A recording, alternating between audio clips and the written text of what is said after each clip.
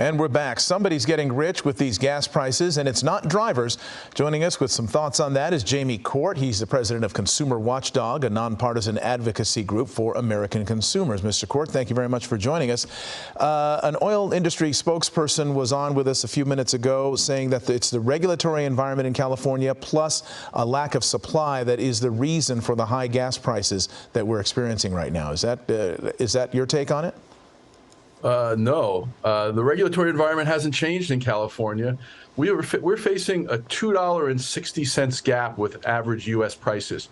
At most, it's been $1.50 in the past. It's been average $1. $2.60 with U.S. prices doesn't add up to extra environmental costs or taxes. We know environmental costs or taxes add 69 cents to the pump. That's the difference we should have with U.S. prices. At $2.60, someone is getting rich, and it's the oil refiners. And we know how much they're making because they reported on their second quarter profit reports exactly what they made in the West from refining gasoline. And we know it's unprecedented profit margins. They are making upwards of $1 or more per gallon off every gallon sold in the state of California. And historically, we went back for the last 20 years, between 2001 and 2021, their average refining profits were 30 cents a gallon. Now we're up at $1 per gallon. It's time to take that money back. So what made them suddenly decide to, A, pick on California and the western states in particular, and B, jack the price of gas up by $1? It baffles me. The only thing I can think of is there is an element of political revenge. The legislator passed some tough laws. They don't translate to higher costs at the pump because they haven't gotten effect yet. But we've put in a law that says they can't drill within 3,200 feet of a school or community. They didn't like that. I think they're trying to do this to make a case for California being a pariah, and other states want to have environmental policy. They'll pay those high gas prices. But that is a political decision and a market decision. When refineries go down, it doesn't cost the refiners more to make gasoline. They can just charge more for the gasoline. And that's what they've been doing. They brought their refineries down. They're charging more for gasoline. And in the third quarter profit reports, it's going to come out, I'm certain, at higher than $1 per gallon. And that's why the governor got really angry and said, we need a windfall profits tax. This is a price gouging penalty. And we're right now looking at what that would mean. But I think it would mean anytime oil refiners make more than 50 cents per gallon, that extra money goes right back into the pockets of the consumers. Just prohibit that type of price gouging, because that's what we're suffering from now. It's not about environmental policy. It's about oil refiners choosing not to charge less for their gasoline and making a lot more profit at that. One of the things they talk about is that their refineries have to go down for maintenance. They have to go down for maintenance. There's problems at the refineries. Do you trust what they're saying when they say that? And how do we ensure that we can trust them when they say that? This has been the story for the last 2.5 decades. I've been watching gas prices, and every time we have a big run-up in prices, they say, oh, we have to bring our refineries down for maintenance. And then their prices go up, and then when the profit reports come out, their profits spike along with their prices. I don't think we can do anything to prevent them from going down for maintenance. We don't know their business, but they're in business. They should know what it takes to supply the state of California. But the thing is, when their refineries go down, it creates a little bit of scarcity at in gasoline made, which drives the price up, but it doesn't cost them more to make the gasoline. They are profiting from that extra increase in price. And the thing is, there are 5 oil refiners that make 97% of the gasoline in the state. They should be able to keep us running not on empty. And more importantly, they set the price at the pump at every retail gas station in the state. They sell directly to every retail gas station in the state, and they charge more when they say they're in short supply. They don't have to charge more. They choose to charge more, and they make profit off the extra they charge. It's not like there's some magic market setting the price of gas at every pump in the state. It is the refiners who sell to every gas station in the state, and they dictate exactly the price the gas stations charge, because if the gas stations are charged a certain amount, they add a little bit to make a little profit to pay their rent, 20, 30 cents a gallon. But they set the base rate. So it's the refiners dictating the price at the pump. I find it outrageous that the refiners say, we've got to charge more, because they don't have to charge more. Their production costs haven't gone up. What can consumers do? What can the average driver, the average consumer do about this? It seems like it's all out of our hands.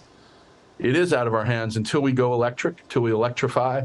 You can get a hybrid. You can invest in an electric vehicle if you can find it. There's not much. They've got us over a barrel. And that's why the governor was really, really upset. I haven't really seen that genuine anger from him at this industry. When you're talking about $2.60 over U.S. prices and no reason for it, their costs have not gone up. That is pure punishment to the people of California for whatever reason. I don't know, we're getting close to an election. Whatever the reason is, the oil refiners chose to do this, and it will translate to more profits in their profit reports. And with this special session of the legislature, we're able to say, you know, that's not okay. We're going to look backwards, and if you guys are going to be profiting a lot from what you've done, we're going to take that profit back. I think that is the only thing we can do going forward to prevent this type of price spike in the future, is to say, well, you want to do it, that's fine, but you're not going to profit from it. We're going to get the money back later. And that should deter these type of price spikes. Jamie Court, president of Consumer Watchdog, thank you very much for joining us. Got us over a barrel. The price of gasoline, after setting records, it is coming down, but still too high for far too many. Southern California road warriors feel like they're fighting a losing battle. But why? Why does gas cost $2 to $3 more in California than in most other states? Is it supply and demand, overregulation, or oil company price gouging? And what can be done about it? We're asking questions. Eyewitness Newsmakers is on the air.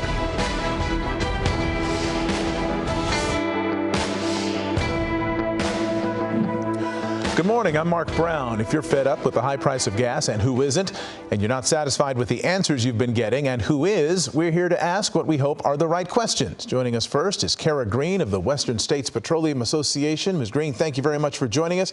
Let's get right into it. Why are we paying so much more here in California than in so many other states? Yeah, first, I just want to say no one wants to see these types of costs at the pump. It's not good for anyone, and we certainly understand the anger that people are feeling. The truth is that the market is incredibly more complicated than some California officials are making it out to be, and consumers need to know what actually goes into the cost that they feel at the pump. Okay, let's talk about that. When we know that we pay a higher gas tax per gallon than most other states, than all other states. We have the summer and winter blends. Those are environmental concerns about gasoline. That drives the price up. What else? That's great. Yes, a combination of federal, state, local taxes and fees, and they go to climate programs trying to reduce the carbon impact here in California. Those add up to, at times, $1.20, $1.30 on every single gallon of gasoline that consumers are paying at the pump. And those add up. Those add up in our pocketbooks, especially when the economy and inflation is so high. California is incredibly hard to live in. President Biden was here last week and commented, California has always had high fuel prices, and consumers are really feeling it right now. All right, so $1.20, $1.30 per gallon, we're paying $3 more, $2 to $3 more than, for example, Florida or Texas. And oil industry profits are higher in western states, particularly in California, than they are in so many other states. Why is that?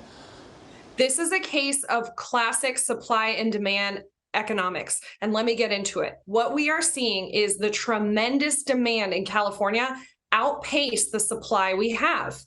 It is no secret that the governor and this state are trying to shut down oil production and refinement. They want you out of your gas-powered vehicles. And because of that, they've made an incredibly tough regulatory environment for these companies. Add that on to the specific fuel blends, the layer of regulatory programs, and also the state's isolation. We do not have pipelines coming in and out of other states.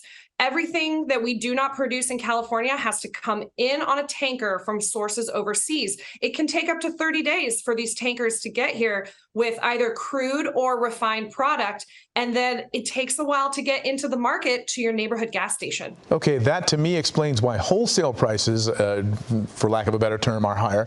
Why are profits so much higher? We've got Exxon, let's see, making these major profits here. Got to find it here. But oil company profits being so much higher than they are elsewhere. We know it's a supply problem, but it seems like the profits are higher as well, correct? Anytime you see supply let me start over.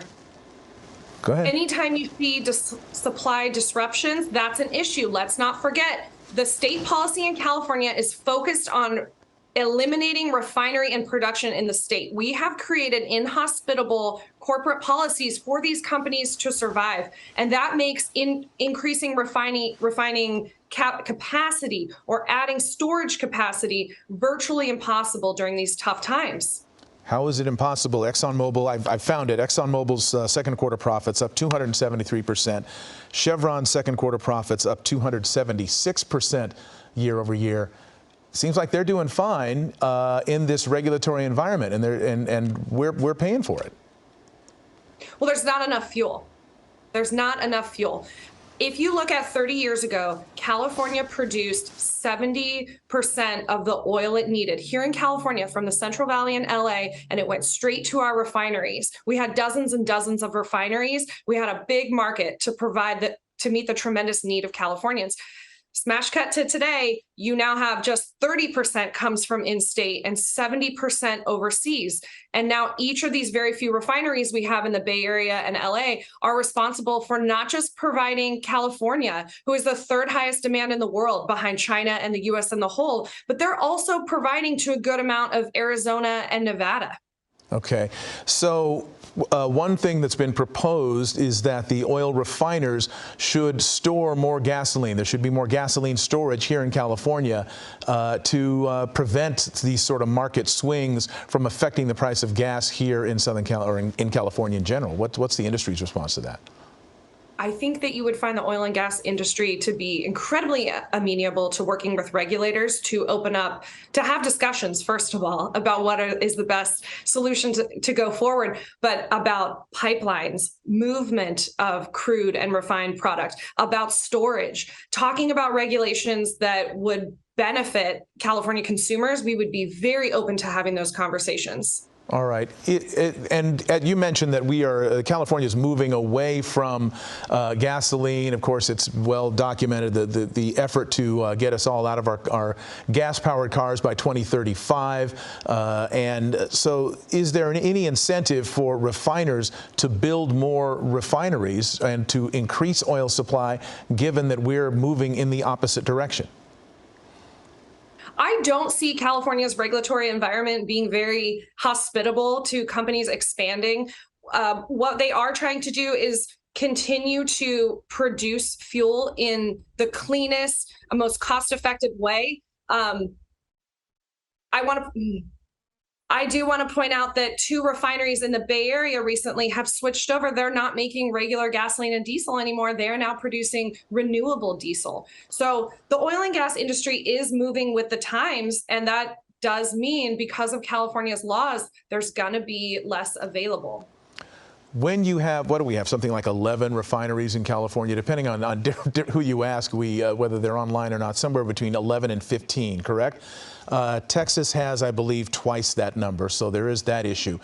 When you have, I want to point out to you for your fact checkers, when you go in there, some of those refineries are called like asphalt refineries. They're not oil and gas refineries. So I think you'll find that number is closer to 10 or 12. Okay, 10 to 12 refineries in California. Yeah. And you can find that on the California Energy Commission website. All right. One proposal is that there might be a little bit more transparency, perhaps inspections of these plants to make sure that the maintenance is actually being performed and that there might not be some gaming of the system. Yeah, it's interesting. What would I say to that? Well, California's oil and gas industry is regulated by something like 46 different federal, state, and local agencies. So we definitely already have a good relationship with our regulators. Sometimes the California Energy Commission is getting reports daily, if not hourly, from refineries to see what's going on, to see how much they're producing. I would say that transparency does exist between the oil industry and the government. How about inspections? I guess I'm not, what are you citing in terms of inspections? I'm not citing anything. I'm just saying, would that be something that would be reasonable? Maybe allow regulators to inspect the plants to see if they're in fact being down for maintenance, or if there's something else going on. Yeah, regulators are regularly coming into oil production facilities, refineries. That is already a practice that's already happening. All right. Kara Green of the Western States Petroleum Association, thank you very much for joining us and answering our questions. Up next, can lawmakers save us from these outrageous gas prices, or are they part of the problem? We'll talk to a member of the legislature when we come back.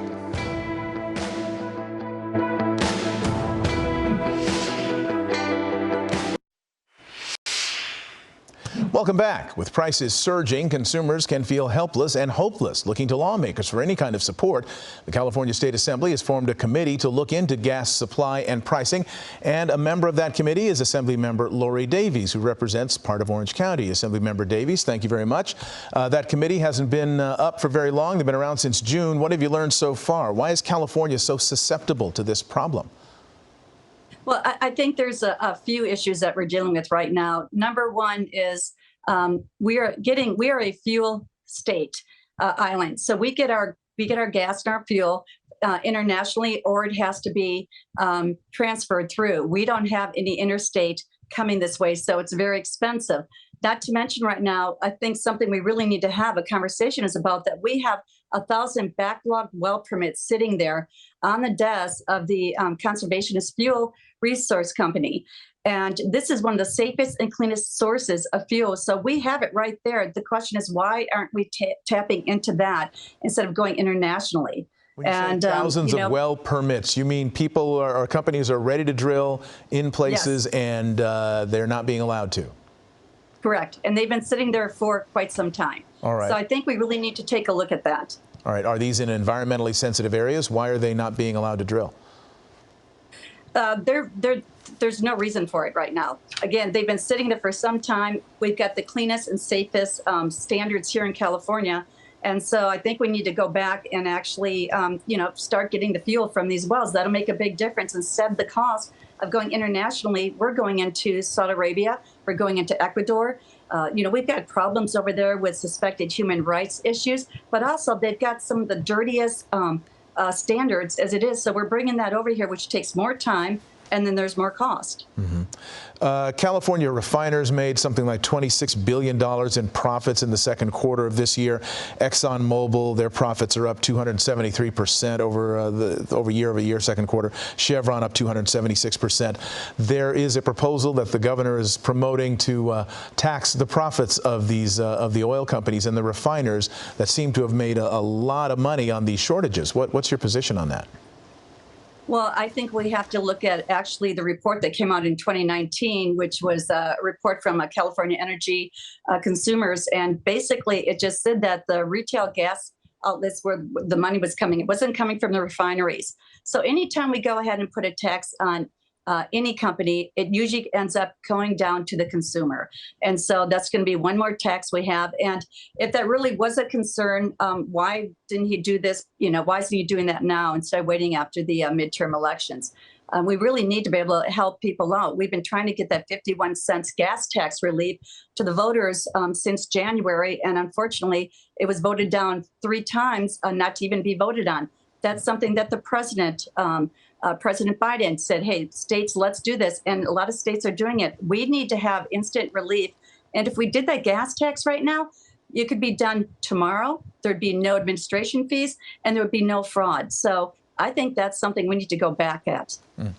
Have California leaders done enough to prepare the infrastructure for the switch to all electric? Because I'm asking that because as we switch to all electric, one wonders whether the refiners and the oil companies have any interest, any reason to increase their capacity or to help us get through these difficult times. Are we doing enough as a state to kind of make that balance? No, we're not. I think what we're doing is you can't just cut something off if you don't have something to replace it. And I think we saw that very clear when we were having the heat waves. And, they want everyone to go ahead and get into electric vehicles, which I think is great. But you can't sit there and cut something off and say, oh, but don't charge your cars in the afternoon. We have to have the replacement first before we go ahead and cut things off. All right. How about requiring oil refiners to stockpile gasoline? so that when these market forces rattle the market, that the price of gasoline doesn't fluctuate so much or doesn't spike so much here in California? I think that that's another thing that we should look at. It really isn't just one problem we have; it's a few, and I think having a reserves there, and so we're ready for something like this would be very handy. But again, when we've got wells sitting there that we could actually have fuel right now, and they won't even go into our own state, I think that's the first place to look. There seems to be some tension and some disagreement about the source of the problem. The governor, a lot of folks say that it's the oil companies that are gouging us and doing things. Others are saying that it's a supply problem. The oil companies say it's a supply problem. Who's right? I think it's a combination. I really do. And that's where, when we look right now, this tax that he wants to put on December 5th and put it before the Assembly and the Senate, that's not going to help any at this point.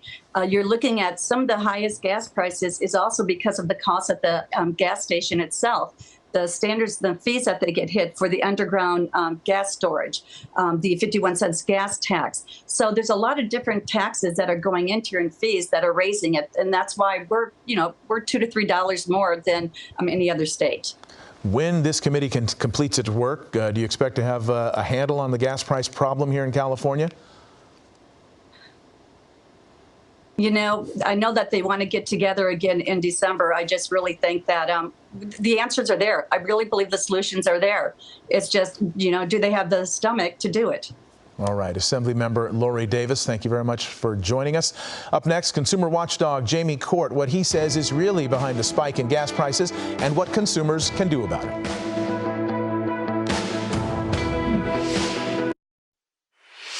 Eyewitness Newsmakers will be right back.